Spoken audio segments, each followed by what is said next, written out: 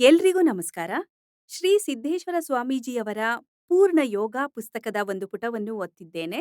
ಊರಿಗೆಂದು ದಾರಿಯನ್ನು ಯಾರು ತೋರಿದರೇನು, ಸಾರಾಯದ ನಿಜವನರಹುವ ಗುರುವು ಯಾರಾದರೇನು ಸರ್ವಜ್ಞ. ಇದರ ಭಾವಾರ್ಥ: ಊರಿಗೆ ದಾರಿಯನ್ನು ತೋರುವವನು ಇಂಥವನೇ ಇರಬೇಕೆಂದಿಲ್ಲ.